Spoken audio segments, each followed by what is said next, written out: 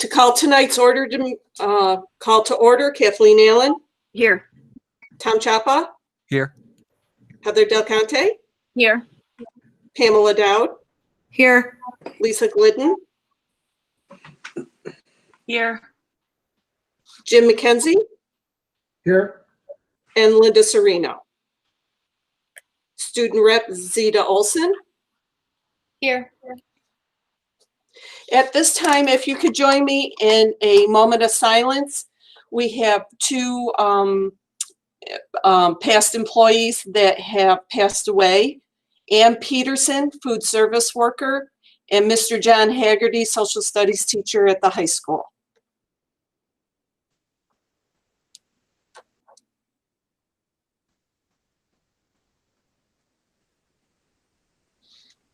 Thank you. If we could move to the Board of Education portion of the agenda, the 2020-21 instructional calendar revision, that the Board of Education approve the 2020-21 Oswego City School District instructional calendar revision as presented. Could I have a motion? I move it. Second? I'll second. Any discussion? Oh, Heather, you're muted. Maybe just for the public, it would be good for maybe Dean to just speak to this a little bit, or Dr. Calvin. Oh, Dean, you're muted too. Muted. If you don't mute, you get feedback. If you mute, you forget. There was a lot. Linda's having a hard time with her mic. There's been a lot of conversation with the reopening task force, and also some conversations with Dr. Morgan related to some things that we wanted to see roll out, particularly the return of our college population over the next week or so, to see what the impact of students coming back into our community might have on the spread of the virus. And also because there's a significant amount of not only professional development that we need to do with staff in terms of remote teaching, but also once we start our remote teaching, there's a lot of direct instruction that needs to be given to students about how to work virtually, how to operate and care for the technology that we've purchased and will be distributing, and a whole host of other things. So many districts across the region are doing a stepped system for reopening where they would do professional development, then they would open virtually, and then they would go live. Mathis, if you have anything to add to that? Yeah.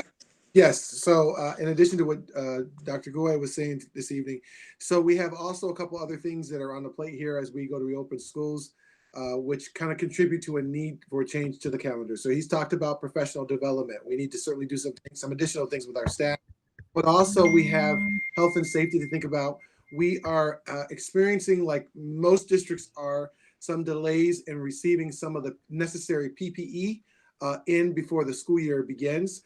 So you kind of think about what happened with all the states just recently. Well, every district, and not only New York State, but across the country, are looking for PPE right now to secure those things. So there's some delays out there with some of those things coming in. In addition to that, we just need a little more time to kind of work through particulars. And also we're working on looking at some, getting our technology in as well too. We have some technology to begin to start with. But just so the board recognizes and knows, there are some delays around getting the technology. So all the districts across the country are all trying to get technology at the same time. So there are some delays. So what we are asking to do is to change the calendar around. So originally we were going to start at the first week in September. The dates would be the 2nd and 3rd. What we'd like to do is change that. We want to have staff start the 8th through the 11th. And then students start the 14th through the 18th. Now, in that week of the 14th through the 18th, what we're going to do is start our kids virtually that week. And in person would start the week of the 21st. What we believe right on the 21st would be their first day in person. And what we hope for is that will give us enough time to get all that necessary PPE in, get all the technology, additional things in that we need into place, make sure all the professional development is done, to accomplish this on the calendar, just so that the board knows, we were able to move some dates around. Staff were going to return at a certain time. We moved that around.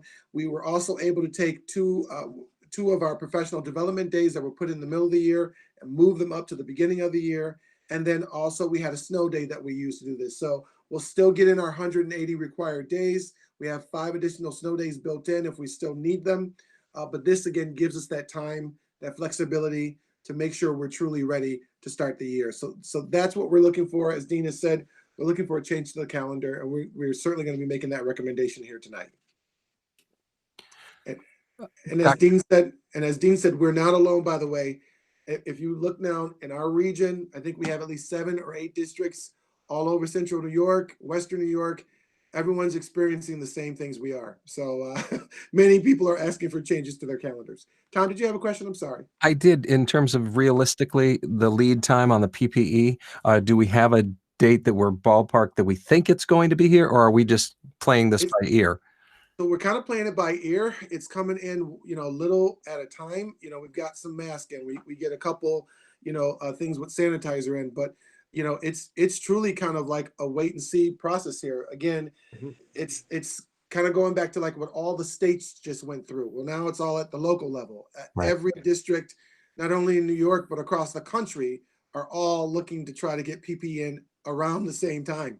And so there are massive waiting periods. So we're hoping we can get it all in before we get going here in person by the 21st. If not, certainly we'll be back to let the board know. Nancy, did I miss anything? I think we're pretty much. We were at the warehouse today checking on some PPE that had been delivered. We saw disposable gowns, masks, face shields, gloves. Our 6 sanitizing machines were delivered, and a lot of hand sanitizer and soap, as well as dispensers. So it is starting to come in, but as Dr. Calvin said, every district in the country is waiting for the same types of supplies and technology deliveries. Yeah, I just want to make sure we have the flexibility if we don't get it in to extend the remote learning, or we'll still start. It won't delay us. We'll just be in the remote phase a little bit longer. The challenge, I'm sorry. Go ahead, Dean. The challenge with that, Tom, is one of our greatest concerns relative to the delivery of necessary materials are computers. So it might be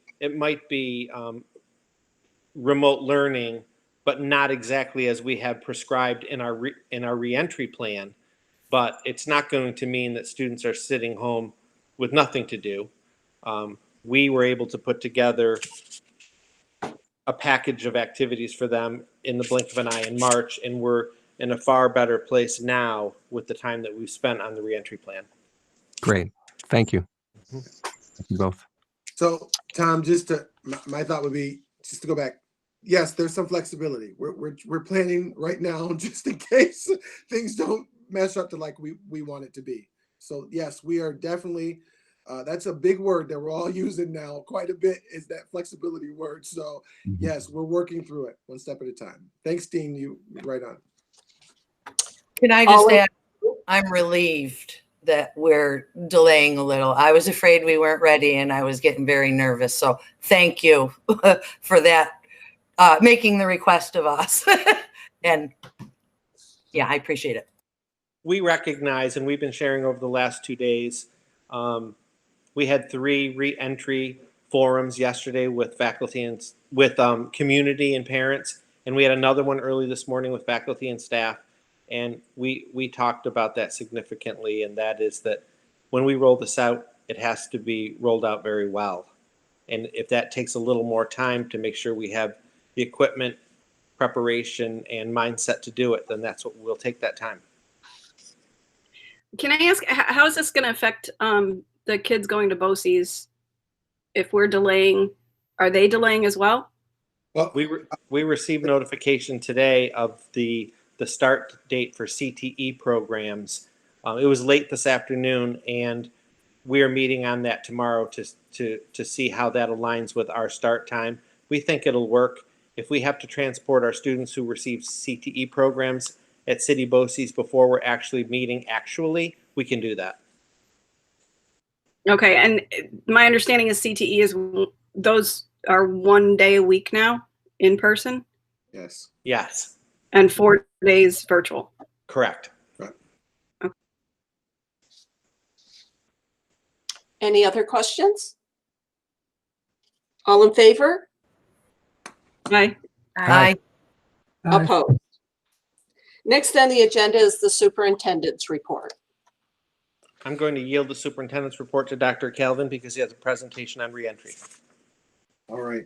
So thank you, Dean. I appreciate it. So tonight, board, just want to talk a little bit about how we're doing. We have been really busy the last couple of weeks working through this whole reopening process. Jamie, you can go ahead right to the next screen there. So as Dean kind of has already mentioned, we've had some community forums.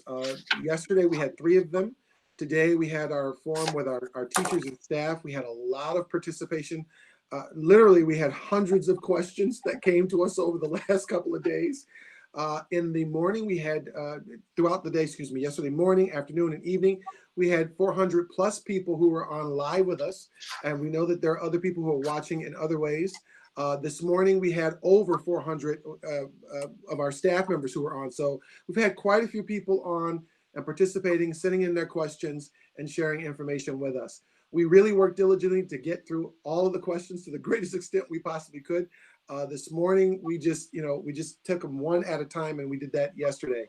Just so folks know, we have placed a Q&A document to our webpage that has all the questions that we received and answers to those questions as well. And as we continue to receive questions, we are posting information to our webpage. Folks can go right there and find the questions and the answers. Also, just so people know, the questions that were posted, the way that they were given to us, we posted them just as they were given to us. Some people are looking for their specific question.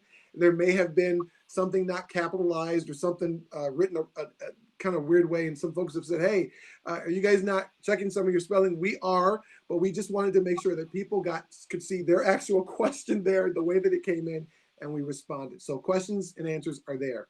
Additional information has also been posted to the webpage. And that is information about child care services. We know that there are a lot of families looking for child care right now. So the Office of Children and Family Services has a web link that folks can go into and find child care providers that are in the area. So that is certainly there, and hopefully that will be of help and assistance to our families. We've posted the reopening plans, and also translation is available on the webpage as well. COVID-19 testing and contact tracing information is there. Some from our community have been asking again about testing. Because of some of the comments that came out from the governor, people have kind of gotten a little bit confused. And just to be clear, the district is not doing testing for COVID-19, but we certainly will be referring people to agencies. So that could include their physicians. It could include the Oswego Department of Health. But again, we are not doing testing. But our protocols around testing and also contact tracing are listed to our webpage as well. The remote learning plan is there. The summer distribution plan and also additional health information is also listed on the website. Okay, Jamie. Meal deliveries, just so that folks know, for next year, we are making sure we're putting plans into place to make sure that meal deliveries are taking place and that they will be happening at each of our schools. So we know that a number of our students will be on remote throughout the week. And I know we have some families that are wondering, are we still going to be making meal deliveries? We are, and we're certainly working on those plans right now. We want people to know that when the year begins, that there are going to be some things that we're asking folks to do. So there's going to be a daily screening that will be done online. We're going to ask parents to go right online. They can use their telephones. They can use their computers. We will have one-to-one devices in the homes as soon as we receive them, so folks can go online and fill out the screening form each day. If we don't receive the screening form, then we're going to be contacting you to find out how kids are doing before they come to school.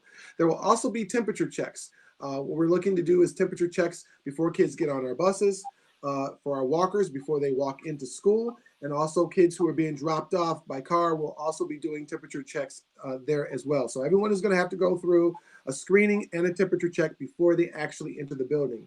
When visitors come to our schools to come in, they will need to do the screening, which consists of a series of questions, and they'll also have a temperature check that will need to be done as well. If you go out or come back into the building, you will have to go through that process again. So we know that there will be some people who come in early in the morning and then they'll go out and they'll want to come back in later in the afternoon. So because there are hundreds of people that will be coming through our schools, it will be very difficult to go through and try to find what was done first thing in the morning. So we're going to ask people, if you go out and have to come back in, just be prepared that you're going to probably have to go, you will need to go through that screening and that temperature check pretty quickly, again, when you re-enter into the schools. With respect to staffing, we are working on right now reassigning a number of our staff. So we have staff that will be coming from the middle school and the high school, and they'll be redistributed to the other sites to make sure that everything is safe. Some people who may have just been in a building will be helping us on buses with temperature checks and screening, and then once they get to the school that they're assigned to, we'll be helping with kids. All hands literally are on deck. We are really working diligently to make sure that everyone is reassigned and reassigned appropriately to the greatest extent possible. With respect to arrival and dismissal, we want folks to know that we are going to have some extra help in hands there when people arrive and are dismissed. Our local police have already agreed to assist us with the arrival and dismissal. They've been in to talk with us. We have staff that will be stationed in certain places to make sure that things are going well. We're going to have some staggered bus times so kids can get off at staggered times. And we'll have some additional entries in our schools depending on what school it is. So there'll be an area for walkers to come through and get screened and also temperature checked. And there will be an area for where folks are dropped off at for drop off. So it'll be a little bit different this year. But at first, we think it'll be a little bit busy. But as we get going and folks get used to our rituals and routines, we think things will be a lot smoother. Again, the local police have agreed to partner with us, so we're looking forward to that partnership. The district medical staff is also going to be on hand at arrival and dismissal. And once we reopen, they'll be there quite a bit throughout the day. So Dr. Morgan and his team from Oswego Health are going to be partnering with us. And the goal is to make sure that if anything comes up that we need extra medical help with, we have some hands there to assist us. We are asking in all of our schools and all of our sites, every place that we have sites at, we're going to really be requesting and enforcing social distancing in their schools and also masking. Folks need to be 6 feet to 12 feet apart depending on what the activities are. There are directionals that are being placed into the schools. Floor postings and signage is already going up. And then also we'll be having some movies going up to show people what a typical day looks like in school and to demonstrate some of the social distancing things and directionals that we've put into place. So you can start looking for that information very soon on our webpage, as we'll be hopefully posting those up within the next week or so. We want the board to know that we also, as a part of our plan, have put into place isolation rooms. So each school will have an isolation room that can take between 5 and 6 people there. If someone comes in and is demonstrating some of those symptoms that are consistent with COVID-19, they will be placed in that isolation room until a parent or guardian can pick up a child, or if it's an adult who needs a ride, until someone can come and take those folks take those folks home, basically. So we will have isolation rooms in all schools. They will be manned and monitored. I want you to know we're continuing to work on before and after care with the YMCA. And we're also right now working through the particulars of a full day program for those families who will need full day care 5 days a week. And what we're looking to do is to have that full day care program housed in the middle school where we won't have any students, and they're only going to be in the gym area. A limited number of kids will be able to participate. It won't be hundreds of kids. We're looking about between 30 to 40 at the most. And those folks from the YMCA will not only be following our protocols, but they also have some additional protocols that they put into place to ensure the health and safety of kids. So soon, hopefully, we'll be able to have those details out to the public in terms of the full day care. The before and after care is already in place, and we'll, in terms of the plans, and we're looking to have those programs not at just 3 schools this year, but at all 5 of the elementary schools. Our hope is that that will support our parents who are certainly looking for some before and after care. Want the public to know that, we shared in our forums about the changing of groups. We've had some parents who've reached out to us and said, as we get started, if I would like to change from one group to another type of instructional grouping. So for example, if I want to go from in-person instruction to now all remote. Can I do that? Yes, parents can do that. We legally can't say to parents in the middle of a pandemic that you can't make a change, if there's some concerns about the health and safety of your child. So yes, they can do that. But what we're telling the public is if you do change that's going to be, there needs to be some leeway time. And we're going to let folks know what that expected leeway time is once we receive those calls. And we're going to be pretty consistent about that. It'll take a couple of weeks before we can change, because it's not just easy as changing from one group, to another the next day. There are classrooms that are online, some that are in person. Teachers need to kind of reorganize groups possibly. That's also, we have to think about transportation, nutrition. There's a number of things that go into that. So people can change groups, but they need to make sure that they understand there'll need to be some leeway with respect to that. We've had some questions about special education classes for in-person supports. We have a select group of 7 through 12 graders. And again, it's a select group of 7 through 12 graders that we're going to be giving some in-person services to. These are kids who have more severe disabilities, where remote learning just really would not work for that specific group of kids. And again, these are kids with severe disabilities. Typically, they're in our 12-1-1 special education classroom settings. Those students, and also we have a select group of ELL students who receive English language supports and services, whom we will let those particular parents know that they're going to need to be receiving services a little bit more than the norm in person. And those services would be between 2 to 4 days a week. So we'll reach out to those families, let you know specifically who you are. And again, with those kids, our kids who typically are in the 12-1-1 classroom setting, and the grade levels is 7 through 12. Breakfast and lunches will continue to be provided throughout the year. We want folks to know that. And then we are also working with our substitutes right now. What we're doing is training our substitutes to make sure that they are able to go on to Google Classroom and Google Hangouts and do the work that needs to be done with and for our students. We're starting with a group of folks already. We're getting some of those, getting some of the names of folks in our elementary buildings, particularly in our high schools and middle schools. And then we're going to train them in groups. So one group's already getting started. We'll get the next group going, and then the third group going, basically. Our goal is to make sure that all of our subs are able to come in and just pick up right where the teacher left off online. With respect to professional development, we've already started to offer some professional development for staff around teaching in this pandemic. And we have various topics that folks are working through. And we have a professional development calendar that's also going out, I believe, tomorrow. And we'll be really just continuing that work of PD throughout the rest of the summer and really throughout the year. We have some staff meetings. Actually, we have meetings that are happening at buildings, but we've already done our staff forum that took place today. So I want to just kind of share that again. Go ahead, Jamie. In terms of technology and materials, so one of the things, again, we want folks to know is that we are waiting for technology. So across the country, people are ordering as much technology as they possibly can. And we are seeing some delays with that because everybody is ordering, but also just so that the board knows, because of some strained relationships between the US and China, there's been a real holdup around technology.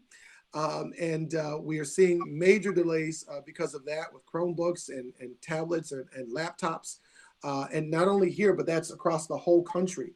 So there's some concerns around labor relations with China, but also just some concerns, I think, in general between the two countries.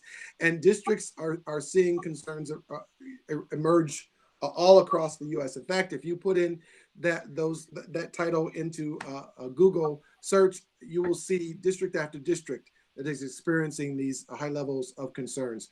So we're working with the technology right now. We think that we have enough to pretty much get us started and get things going. Our goal is to have every child K through 12 on Chromebooks. But because we're experiencing some challenges, what we're going to do is use some of our Apple iPads for our earlier learners, which we think would be a little bit easier for them to operate for right now. So we're going to start out by giving some of our earlier primary grades iPads, and then our older grades, they'll have Chromebooks. And once the other things come in, we'll start to change and move some things in and out, basically. We're going to be rolling out technology and also some materials like to our students. We'll be rolling those things out the week of September 8th through the 11th. Parents will gain information or get information from their building principals and from the district to make sure that they know about this rollout. The 8th and the 9th, the high school and middle school will be receiving their technology and materials. The 10th and the 11th, all elementary students will be receiving their materials, and they will need to come to the high school to receive that. If folks can't make that date, then they're going to need to make arrangements with their building, their individual schools, and they can pick up items at the schools after those dates. And I've already kind of shared a little bit about the devices. We've been told that it could be as late as November before we receive all of the stuff that we need. We're hoping that they'll send us something, hopefully little by little, at least something, rather than nothing until the 11th, until the month of November. So it'll be a kind of a wait and see game, and we will let the public know as we know as soon as things start to come in, basically. In terms of schedules, we've had parents who have asked us in our forums about when will schedules be given and when will teaching assignments be given. That's going to be coming out the week of August 24th. So that's just a week away. So parents can start to look for their schedules to come and teacher assignments to be coming the week of the 24th. So that's next week. I've talked a little bit already about the concerns with PPE and technology. We're working again with the training needs of our staff. And we're also, just so you know, waiting on some of our cleaning supplies and materials. So again, kind of as Pam alluded to, it's a good thing that we're not starting right away because it would be a real problem. We would not be ready. So I think I want to say thank you for being willing to change and work with us around that schedule and accepting that recommendation that I've put out there already. Again, in-person instruction, right now we're looking to start that September 21st. And board, we'll be sharing that out with the public. Tomorrow we'll put out robocalls, we'll post information to our webpage, we'll put out e-blasts so that folks know about the start and all of these other rollout matters as well. So with that said, again, we placed the childcare information to our webpage. Go ahead, Jamie. That's my report for today in terms of where we're at. Any questions from the board? We just want to make sure everybody knew where we're at in terms of an update. I have a couple questions. First of all, how are the 30 or 40 slots for the daycare at our school going to, or the before and after care going to be selected? Right. So that's really done through the YMCA. We really, they're the ones who run that program. We don't run it. So they're the ones who would be kind of really rolling out those details. So once we know, we'll share that with the public, but it's truly their program. We're just offering the space. And so they're going to kind of pretty much decide. My hunch is that, it's kind of really with daycare, usually it's kind of first come, first served basis. And my thought would be that's pretty much what they're thinking at this time. We haven't heard any different. Carrie, any other words that you've received from them as of yet? No, they're still working on putting things together. They thought by Friday there might be something more concrete they can put out to the public. Okay. My other question has to do with the scheduling for the older kids. I've gotten questions from parents about kids who had signed up for technology classes and classes that really require hands-on learning. We have our new ag classes, and just how those are going to be handled. Are they still going to be enrolled, only it's going to somehow be done virtually, or are they going to eliminate those classes? No. So at this time, we're looking to have technology classes. And this year, we're already working with the teachers around their curriculum, toolkits that they need to have in place. The goal is to make sure that kids are able to receive those classes. So even with some of our career and tech classes that are going over to BOCES, part of their time will be done virtually. Our expectation is that, we will definitely have those classes in place, that kids will certainly be doing hands-on kinds of things, just doing it differently. So they'll have to do a lot of things virtually that they haven't done before. And our expectation is that they'll have some toolkits that they'll be able to work through and work with, so that way they're still doing some of those things that they're used to doing with respect to technology. Yeah. Mathis, what about the students that are in the New Vision program and the majority of their classes are at SUNY Oswego? When will that information go out for those children? So we are working with BOCES right now to get those details in terms of what those classes are actually going to look like. I would say within the next 2 weeks, parents would be receiving that information. And if there's a delay, we'll certainly let parents know. I also had some difficulty with my technology, so you may have addressed this next question, but I need to get it clarified. Tonight we will be voting on our sublist, and I'm wondering, are our substitute teachers going to be trained on Yes. expectations with the technology?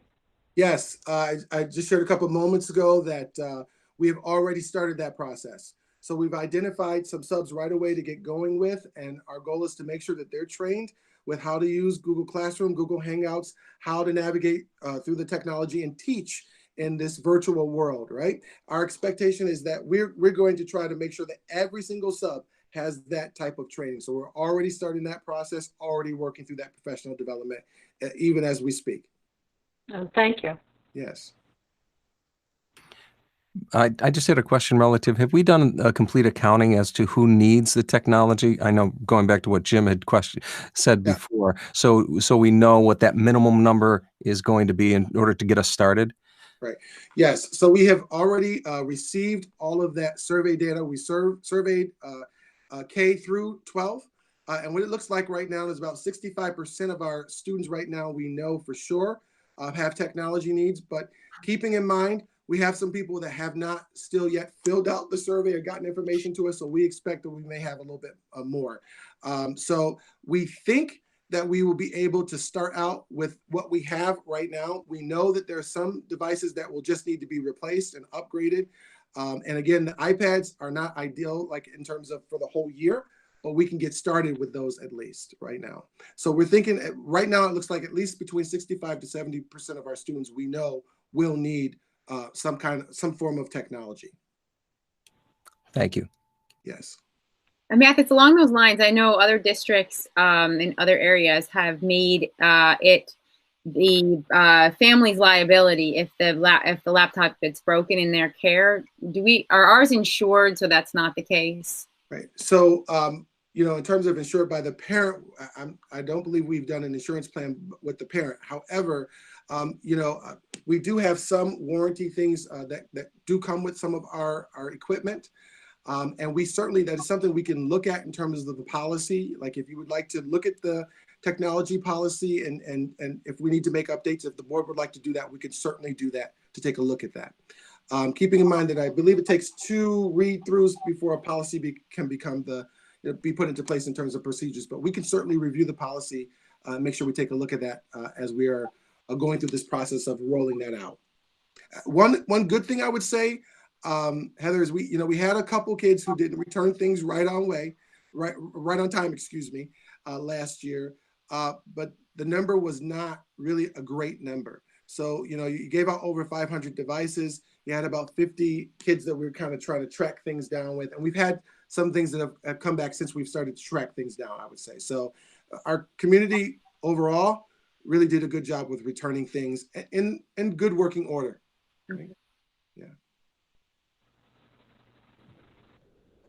So I have just a comment because Tom took my question. Thanks, Tom. I appreciate it, man. We're thinking alike. So more of a comment in that I understand that our district cannot be the ones to impose testing. We can't afford it, given current technologies. We can't mandate it. You're not going to force students to do it.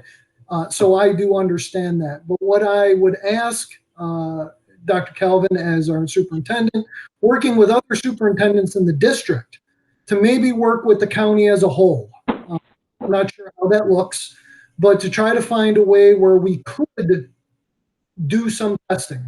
There's some new technologies coming out. I know Yale, with working with the NBA, has just gotten approved by the FDA for a saliva test.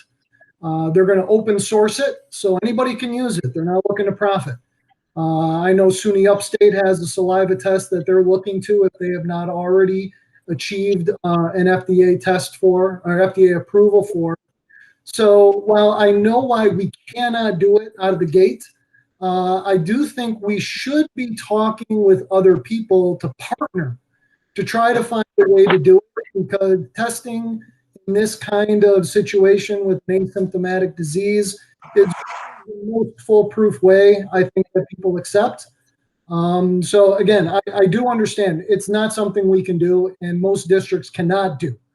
But I think given technologies that come out, and this is a rapidly progressing thing, that we should at least be talking with other districts to figure out how we can share the costs. If not, use people's insurance. If it's people's insurance, maybe the county health. I don't know. But I do encourage us to at least be talking with others about it.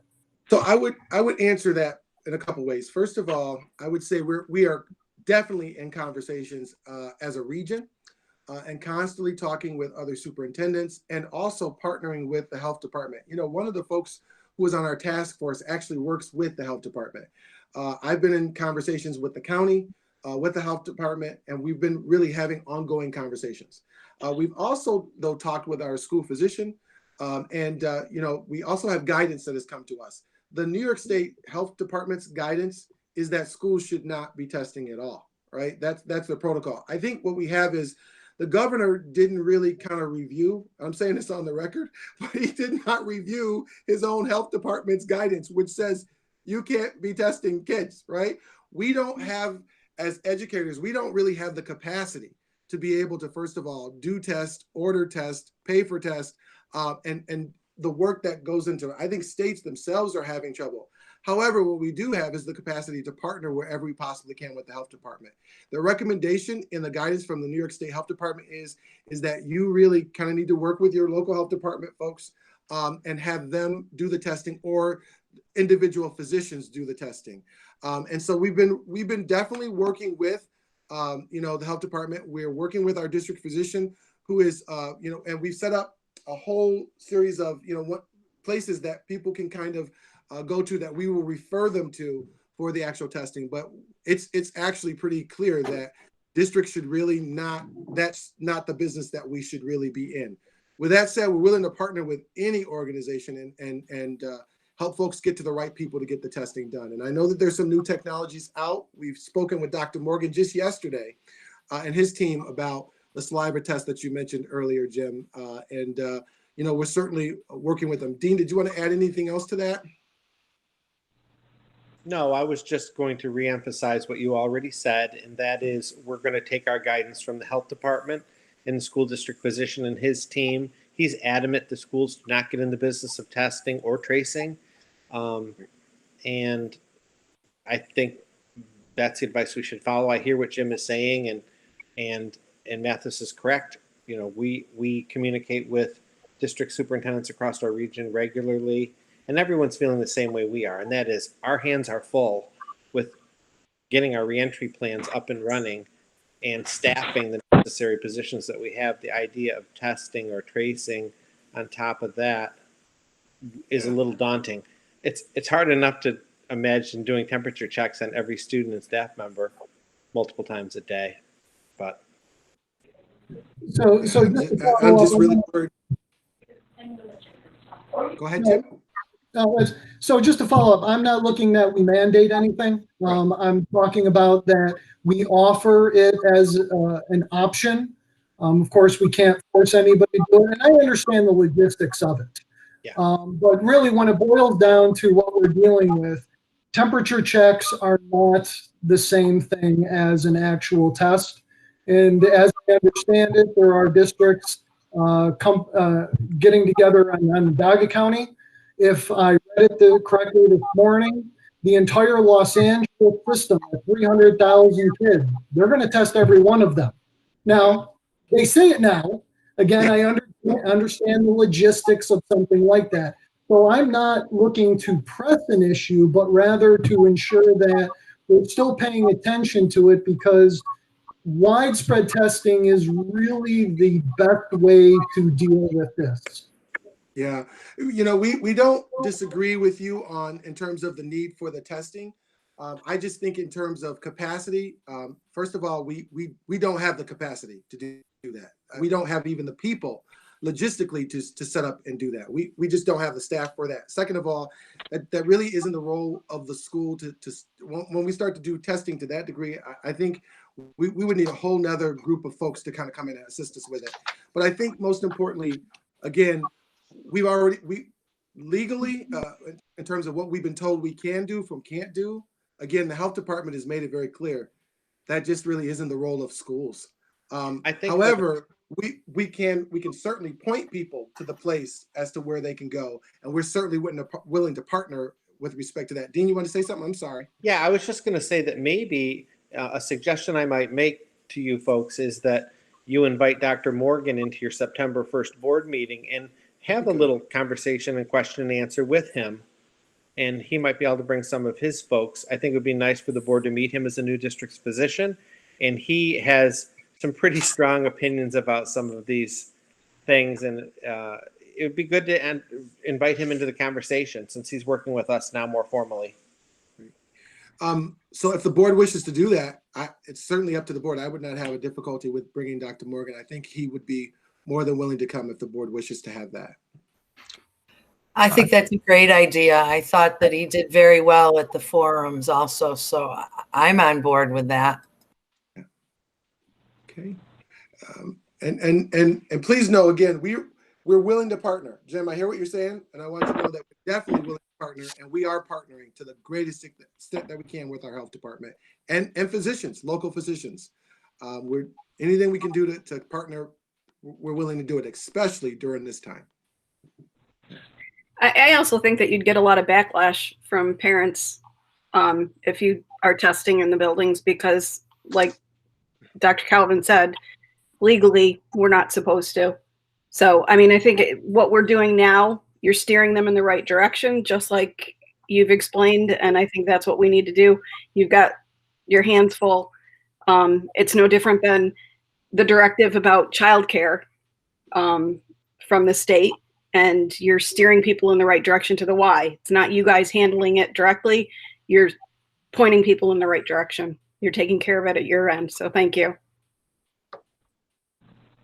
I have another question regarding health and physicals, though. I mean, obviously, we've gotten my kids normally get their physicals in the summer, and we're all set to go. But with COVID, it's harder to get in. And are 7 through 12 graders still required to have all of those physicals done prior to starting school, as though they were going to be in the building?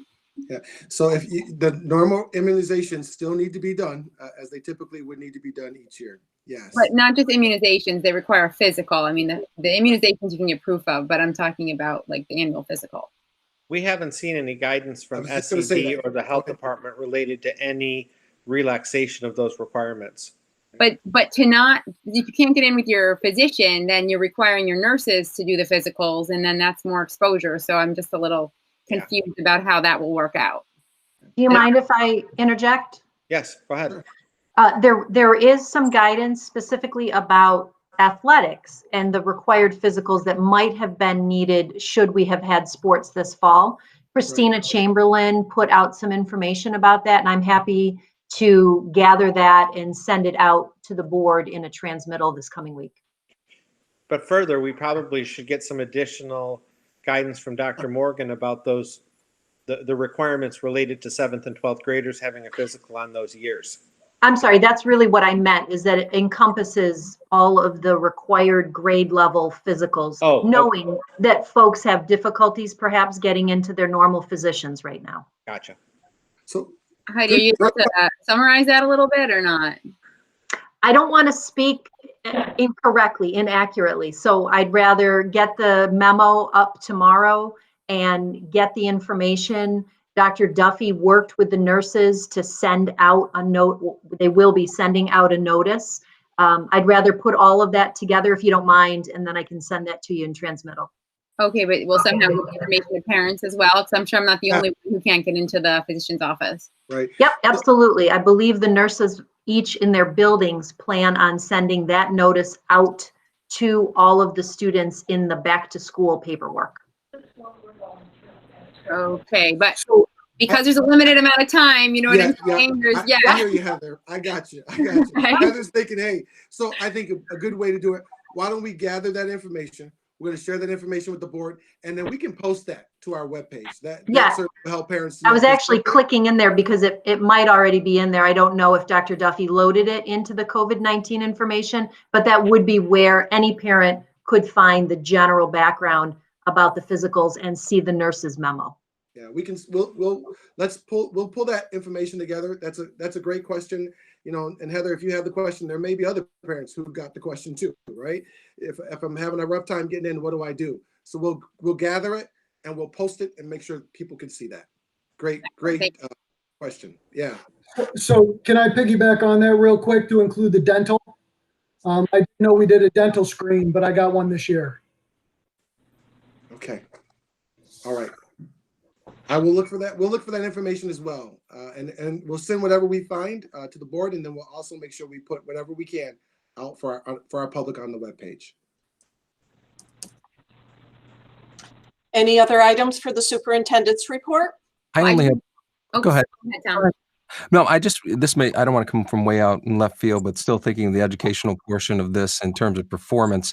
And since this is an opportunity with in the situation we're doing with remote learning with the secondary education and starting later, are we looking at, is there any way that we would be looking at setting schedules back a little bit as start times, just in terms of how that has related in terms of performance down the line? Just looking at it as an opportunity. It may not be realistic whatsoever, but I was just wondering if that would be a possibility.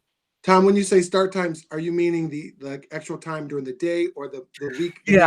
Month? Which one? I just know I can't remember, but some studies have been done in terms of later start times for high school students, starting an hour later or whatever, just in terms of during the day. We may not be able to do that, contractually, but I would to know. No, it actually is happening, Tom. Yeah. Is it? The reentry plan does call for a later start time for middle and high school. Oh, great. Awesome. Yep. Great to see what effect that will have as well. Yeah. Great. They're starting at 9 o'clock instead of like at the 7:45 time. They start at 9 and go right up to 2:30. Great. So it is a later start time. Awesome. Thank you very much. My only other question was, I'm assuming, and I apologize if you covered this at the last meeting that I missed, but are we doing grades? Is it Yes. not pass fail, it's grades? No, as usual? grades. Numerical and rubric grades. Yes. Yep. Yeah. Okay. Any other items? Next on the agenda is the consent agenda. 4 items: minutes of the regular board meeting of August 4th, 2020, claims auditor report for May 2020 and June 2020, and the treasurer's report for June 2020.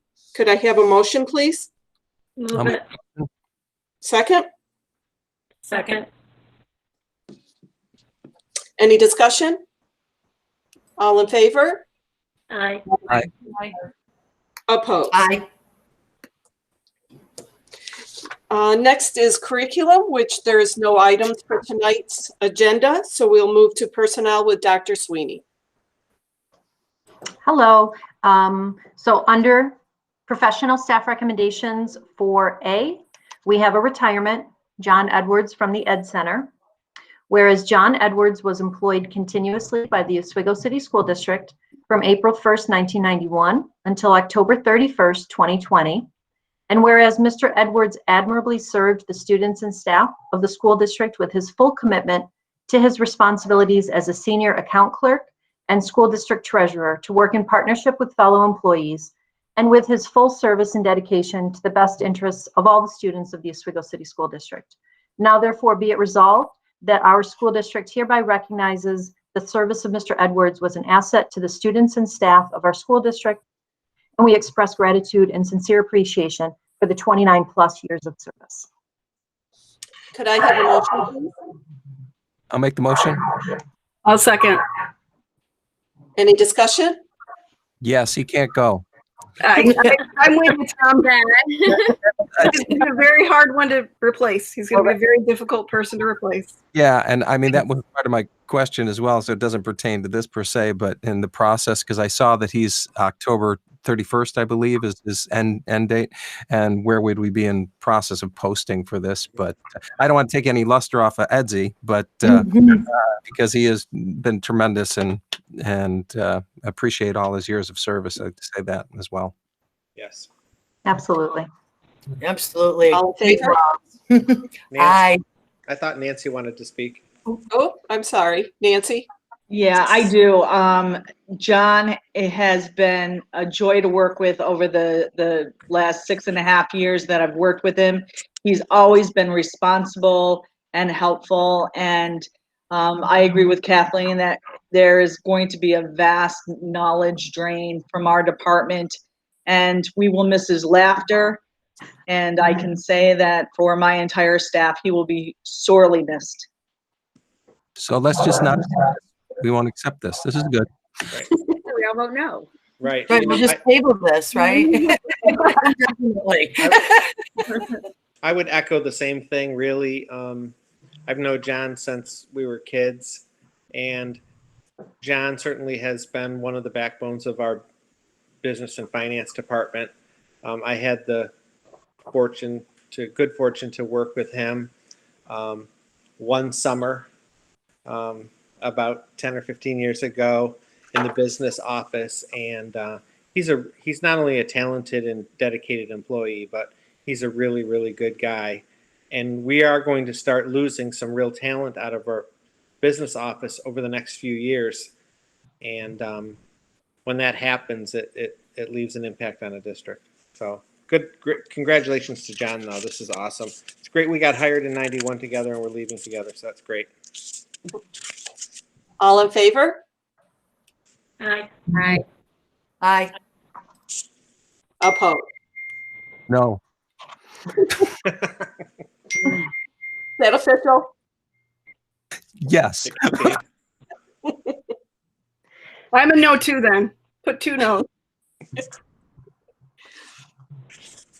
Dr. Sweeney? Okay, so if you don't mind, I will group the rest of the professional staff before we go to a motion. B, we have 2 leaves of absence. C, an appointment for a probationary teacher at Layton. D, 4 teaching assistants between the middle school and Minetto. E, a regular sub appointment for a leave of absence. And F, a handful of the extra comp rescissions that we spoke about at the last meeting. Mrs. Fierro and Mr. Wallace reached out to their club and extra comp advisors, and we hope that we're going to be able to run the bulk of them really well virtually, but there are a few things that we just won't be able to have this year. For example, downhill ski club. So we're putting together a small group of rescissions. Motion? I'll make the motion. I'll move to approve B through F. I'm sorry, second? I got Tom as a first, a motion. I'll second it, Lisa. Any discussion? I have a question on why we're hiring teaching assistants at the middle school when it's virtual. So our teaching assistants tend to be dictated by students' IEPs.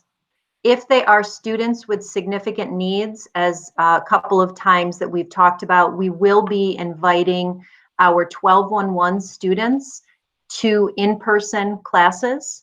And so we would need to ensure that we meet the needs of those students' IEP requirements. So the folks we're hiring, the 2 at the middle school, are replacing folks who have either retired, transferred, or resigned. So even though we may have virtual instruction in some capacity and in-person instruction in a very small group of students, we still need to continue to meet the students' needs in terms of the general ed teacher and the special ed teacher may be co-teaching, and then the teaching assistant might be supporting that specific student and following up with that specific student.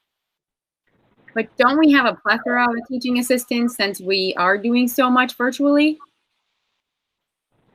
We do have teaching assistants on staff. They are all required per the students' IEPs. So given the number of students we have with either significant or more typical disability levels, there is still the requirement that we provide that educational support. I understand what you're saying. I just don't understand why we're not like shifting as opposed to rehiring. Is there an answer to that? Yes. Yep. So we have. Go ahead, Heidi, and then I'll speak. I was just going to say, we really can't repurpose TAs in that fashion, because if we have 8 TAs and we have the 15 or so students who are assigned to them, they're broken out by grade level, content area, course, student. Some of them are one-to-ones, and some of them help support small groups of teachers. So the principals and Lisa Carter both have reviewed the needs, and we only recommend filling the positions when we do have the need to fill them. Dr. Calvin? Dean, you wanted to add before I go? Okay, so we have some children, these particular 4 aides that we're talking about, that have like one-to-one aides or teacher assistants, or teacher aides that are assigned to them. And some of these kids, well, all of them, pretty much are coming in for that in-person instruction. So they still need an aide. Now we have some additional aides that have actually been reassigned. So we have people who are going to be helping us on buses, people who are going to be helping us with temperature checks, people who are going to be helping us in those elementary schools with coming in, leaving out, a number of assignments. So we have definitely repurposed some of those folks that would not be needed anymore, but we still would need these folks for those specific kids who have disabilities. Did I miss anything, Dean? Or right? No, I was because I knew that your comments would be related to reopening. I thought it would be best for you to answer it, but you're absolutely right. We are going to repurpose, if you will, certain staff because of the necessity to do different things. And we've been pretty clear. Mathis has been pretty clear in his messaging throughout this process and through our forums. And even in the very beginning, if the board recalls, in early March and April, in those many emails and robocalls, that we always reminded folks that these are unprecedented times, and people may be asked to do something they've never done before, and that we ask for everyone's cooperation and collaboration, because we're all in this together and we need to get the job done. Right. That's all. So are the repurposed people going to be working 5 days a week? So most of them will be here for 4 days a week, right? So just to kind of give an example. So we know already a need for 28 people to help us out on buses, just to do the temperature checks and to get kids in on the buses, right? That's 28 people. And we also have a number of people that we're going to need to help at the actual school buildings with getting people inside, doing temperature checks, doing the screening. And then we have folks who will need to help us out with monitoring, getting people from point A to point B in the school building. Some will have to help us getting kids like to bathrooms. Some will have to help us out with breakfast and lunch. So a number of these people, they've all been really repurposed. But then we still will need folks to help with those kids who have one-to-one learning needs with special education. So we really have, yes, we have really repurposed all of those folks to make sure that they're busy, that they're working. Will we need them on Wednesdays? Wednesdays are the cleanup, the full-scale cleanup day. So we won't need them on the Wednesday, but we will definitely need them the Monday, the Tuesday, the Thursday, and the Friday when we're doing transportation with our kids to in-person instruction. And sure. Carrie can jump in, but we might also let the board know that on Wednesdays, there's going to be an awful lot of checking and connecting relative to social emotional health of our students, as well as enrichment and AIS instruction. And with many students, because teaching assistants are part of the OCTA and they're certified staff, they can be doing some of that work on Wednesdays if it's needed. Because we do have students learning remotely on Wednesdays as well. It's not just a day off for everyone, including students and staff. Carrie?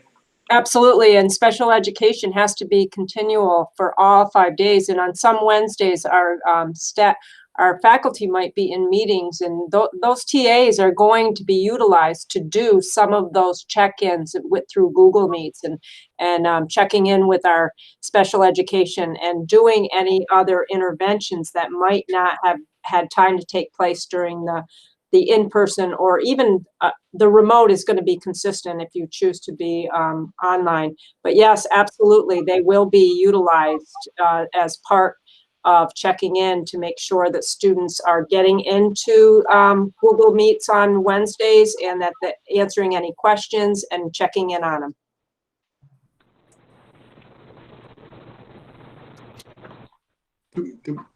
Items B through F.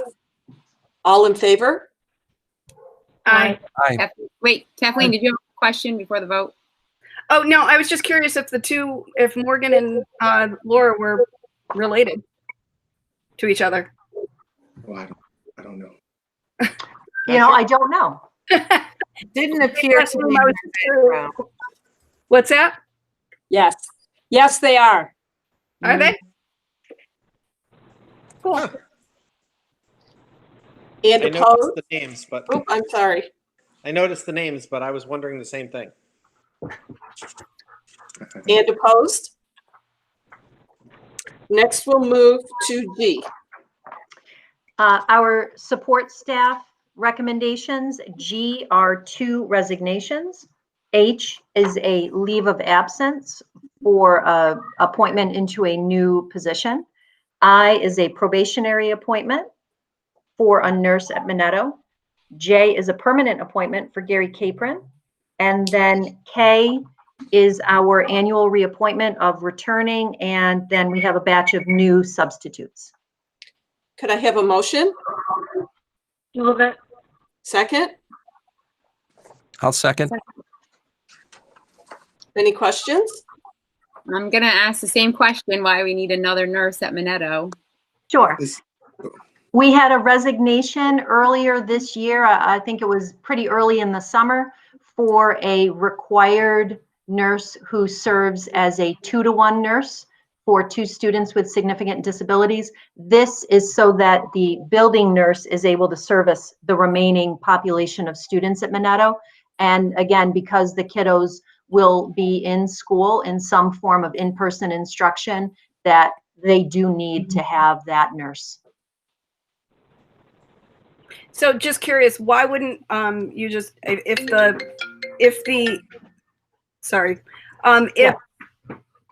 we have our 7 through 12 nurses not being utilized for students, why wouldn't we utilize those? We've already repurposed that group. So we have moved Christina Chamberlain out of Trinity and over to the Ed Center in order to be our one nursing point of contact for the entire district. We also had, so we have the middle school nurse and then we have the 2 high school nurses, and we approached them and told them where we needed the other support and replacements. And so we have 1 remaining high school nurse who will serve to support the students who are coming in the 1211 program, as well as the English language learners. The other 2 nurses have been pushed out to serve other needs in the district. So did somebody go over to, is somebody go over to Trinity then? Correct. Okay. Yep. So we already utilized the people in district we could to fill those other positions where we have the need to fill them. And then that still left the 2-to-1 position at Minetto. Okay, and the Trinity nurse goes between Trinity and the Christian school, correct? Previously they did, but the Christian school has a, I'm not sure how much I'll be careful with what I say, but there was a need that arose this past school year, the 1920 school year, and it was a recommendation that they then have their own separate nurse. We actually had the ability to shift someone we already had on staff whose student was not coming consistently to the school where that nurse was previously assigned, and we moved that nurse out to the community Christian school. Also, You're can welcome. I also add, just so that folks know, so one of our nurses, you heard Dr. Sweeney talk about Mrs. Chamberlain. So one of the things that's in our plan is that we have a safety coordinator. So we have a team of folks that are going to help us, but one of those people we needed from the medical background, and Christine Chamberlain is kind of serving in that role. And her goal is to help us with the hotline monitoring, to any questions that come up around health and safety. She's going to be around to help to answer some of those questions and triage concerns. Given the whole COVID-19 piece, we really don't know what's going to be coming at us, and we really needed to have somebody able to help us and assist us with that. She's going to be also partnering with Dr. Morgan's office, those folks, to help be that liaison with and for the district, and also assisting us with the health department as well. So we have repurposed some of these folks that were at our high school and middle school. We just want the board to know we are moving people around in different areas to assist us as we kind of get going here. And the folks we really needed, definitely we need those medical folks at this point in time. Thank you for explaining that. I appreciate it. Yeah. All in favor? Aye. Aye. Aye. Opposed? Next to finance with Nancy Squires. A is for us to renew our lease agreement, new lease agreement with Ed and Ed for our postal meter and our scales and all of the equipment that comes with that. B is our annual contract with SBC. This is SBT. This is Chris Sharkey, who does a lot of our training with our bus drivers. And C is our annual contract with OCM BOCES for special education transportation. Do you want me to keep going? Yes. Okay. D is a budget transfer from district BOCES services to district teaching for summer school in the amount of $22,305. When we did the budget previously, we knew that we were under the assumption that BOCES was going to do our summer school. We ended up doing a portion of it on our own. So the money was allocated in the BOCES line. All we're doing is transferring it now to our own district salary line. E is a budget transfer for our transportation department from their contract line to their supply line to purchase sanitation equipment for all of the buses for the COVID. And F is a donation from Exelon Foundation in the amount of $162.50. This is for Fitzhugh Park School, and it comes from Exelon's employee engagement program. Items A through F, could I have a motion? I'll make a motion. Second? Second. Any discussion? Nancy, I just had a question for my sake. For the BOCES contract, it's $105 per student annually? No, that's $105 total. $105. It has gone up $5 from last year. All right, and okay, no, it's $105 per student. It says, all right, but okay, it seems so small relative to this. I just wasn't. I wanted to make sure I was seeing it correctly. No, that's correct. And if you recall, all BOCES costs are shared, so that is our part of the BOCES cost. Okay, great. Thank you. You're welcome. I have a question about summer school. I wasn't even aware we were doing summer school. Was that virtual? That was for our summer school extended program for our special needs students. So was it in person? Yeah, Heidi? No, I just want to make a correction. That was actually our high school summer school cost, and it was virtual. Because of the COVID various exemptions, it was a requirement that we provide students who were either not able to complete a course or didn't earn a pass in a Regents ending course, the opportunity over the summer to make up that opportunity to earn the exemption from the Regents exam. And because BOCES, our city BOCES, wasn't offering their regional summer school, originally I said to Nancy, well, there's no summer school. So, we were able to kind of move all that money out. But then it came out with the directive from State Ed that we needed to provide an opportunity. So we offered summer school to a relatively small group of students. I was going to ask how many. All in all, I would say we began with probably more than 100. But in terms of the number of students who engaged and earned credit, we're still waiting for the final reports. It just ended on Friday. Thanks. All in favor? Aye. Opposed? Next is the student representative discussion. Zita, would you have anything tonight? It's Zeta, and sorry. Sorry? And no, I don't have anything to discuss, no. Okay. Then we move on to capital projects update. Yeah, we didn't have a meeting this week, but I do have an update from Peter, so we didn't get it. But I mean, as everybody can see, there's an awful lot happening out there. The turf is down. It's starting with the infill on it. But I'll just go down quickly through the list that was given to me, just so people do know. Over at Fitzhugh, they're still working on the coping on the metal roofing edge, but that should be done this week.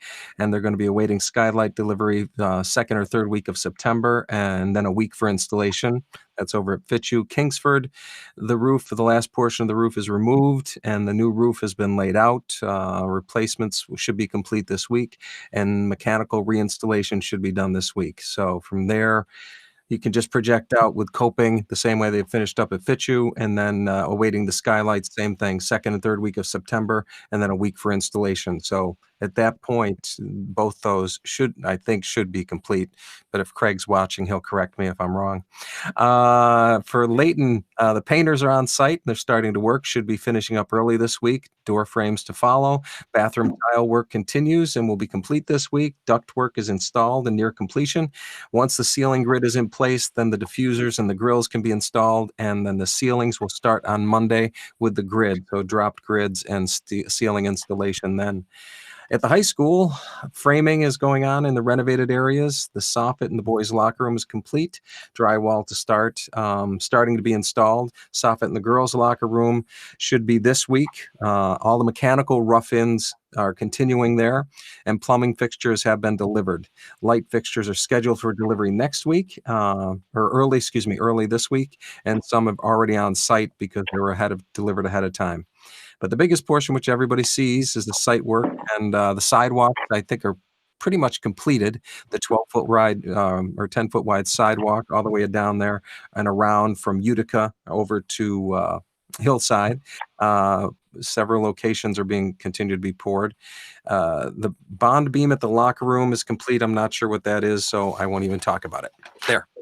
The turf, moving along. Turf is moving along. Look at that. Cleaning up debris from inlays and some detail work in the preparation for sand and rubber infill may start early this week. Paving for the parking lot in Buck Boulevard is set for the last week of August 8th through 31, and that's going to be base and binder only, I believe. I wanted to make sure on that. There was something we talked about in the last one, because we don't want to put top down there because they're going to continue to work in the additional phases. So we want to make sure it's only base and binder when the trucks are still moving on that. But that'll be the last week.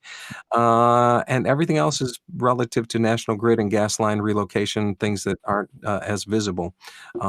They've started the process, and Dean and Mathis, you can jump in terms of the design. We're going to be starting the design, and the goal is to be submit to SED by February of 2021, but we moved that back in order to take a good look at when we have the time and make sure that design of the middle school in phase 3 is done well. Looking at other, I believe people have gone up to ESM to look at that and to make sure we design this right, not only for its architectural significance, but its educational significance, and it's going to work for us for years to come and get the right design in there. And that's all I have as far as the updates go. Back to you. Next is items from the board. Would any board members have any items tonight? I do. Oh, Pam, you Go can ahead. go first. Are you sure? I want to just welcome Zeta. We're so excited to have you with us. And, Roman did such a great job. Left big shoes to fill, and I'm sure that you are going to fill them perfectly. So we're really excited to have you. And it's really important to have the student voice, and I think more now than ever because of just that disconnect, because everything is so strange. So thank you so much for volunteering your time and for being here with us. Thank you. I also just really wanted to take a moment to thank Dean. This is his last meeting, and wow, he's it's been a joy to work with him for sure. You know, he's got education pumping through his blood. His father would be so proud, I think is so proud. And he definitely leaves a legacy behind and that we're really proud of. Dean has seen us through some complicated budgets. He came into the superintendency in a real rough time and really took the ball and ran with it. And we were really grateful for his leadership through that time. He's seen us through numerous nuclear negotiations and other very complicated financial situations. He's done so much for us in the curriculum aspect of things to really build our programming. We're really grateful for that. And, you know, just recently seeing us through this unprecedented time and getting us to this point with our feeding program and everything else, we're just really, really grateful. And we're sad to see you go, but we know you're on to wonderful things with your grandchildren and your wife retiring, and we're really excited for you as well. Thank you very much. Yes, happy retirement. Echo what Heather said, but happy retirement. Thanks. Congratulations. Yeah. Thank you. I'll miss you, Dean. Thank you. That's right. I'll race you on the field. We have a run. I already laid on it, so. Perfect. Right on the buckhead. Too much information. I was chaperoned. Thank you. I did want to say something not relative to this, but I think it's good that we're talking about all the publicly for the public to hear regarding as we go into this and enter this whole experience. And because we'll be scrutinized and a lot of people will talk, whether it's the educational process or the financial aspect of things. And for everybody to understand, this is just like a startup business that's been a concept, but now is going to be put into play practicality, and we're going to be continually adapting and adjusting as we go, and for the community to know that as well, but everybody's doing their due diligence and we're doing the best we can in this situation. So I'd like to thank, you know, Dean for all his guidance and Mathis, and so glad that you guys got to work together during this period to help us through, because it is a pretty, I'd hate to use the word again, but unprecedented times. But thank you very much. Anybody else before I go? I don't necessarily read the Pale Times like when they come out. I'm 2 or 3 days behind. But I did happen to gander at Friday's paper. It had a fabulous article in it about this capital project in the fields. But I did have, what caught my eye was the paragraph about naming the new complex, perhaps. And I just know, you know, Gretchen was like in elementary school, and I remember a whole thing happening when somebody wanted to name a field. And I'm sure I saw it in policy that I think it's up to the board. And it just, there's just the one paragraph. I just would like to clarify, maybe just for the public, that if there's naming, I believe it's the board's decision, not any officials of the district, but it would be the board. Any earlier members maybe can confirm that.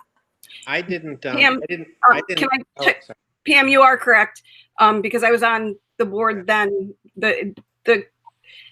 The policy is actually 3,000, and that it is a board responsibility to do so.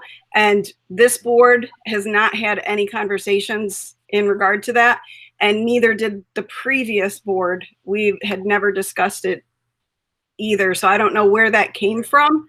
I saw it as well, and I don't know where it came from. I think it was slightly irresponsible to float that out there without it coming to the board prior to that. I didn't see the article. What did it say, Pam? That school officials told the Pale Times that Oswego Athletics legend Joe Whipple will remain as the namesake for the high school's grass playing fields, but no decision has been made yet whether or not to dedicate the newest installation currently underway. UI declined to comment on his preference for naming the new field, but individuals close to the situation, that troubled me. Said names under consideration include longtime Board of Education member Sam Tripp, former OHS teacher and coach Mike McRoby, the late John Canale, and GUI himself. I don't know. I didn't talk to reporters about that, but I did answer a question about specifically about what would happen with the Joe Wilbur fields. So that quote can be attributed to me, and I said that I believed that the Joe Wilbur area would not be taken away from him. Right. So that would be the 2 grass fields. Right. I wasn't asked about anything else though. So I don't know who those other officials are, but not me. It just took me aback a little because I know the new board, the topic has never even come up. We're not there yet. Correct. Right. Right. And I just, after seeing that, I would just suggest that the board think about it, for the next month or two and then discuss it then and decide, do we want to form a committee to do that? How do we want to proceed with that aspect of it? I actually think the policy committee should review the policy and make sure that it's a policy we still agree with and can get behind in terms of naming, because there are so many things happening right now with the capital project. And so if you think it's a policy we should review. Yeah. Well, I'm glad that they at least said that I declined to comment on it. Any other items from the board? At this time, would the board like to adjourn? Could I have a motion? Move it. Second? I'll second. All in favor? Aye. Aye. Opposed? You may adjourn. Thank you all. Have a good night. Night. Thank you.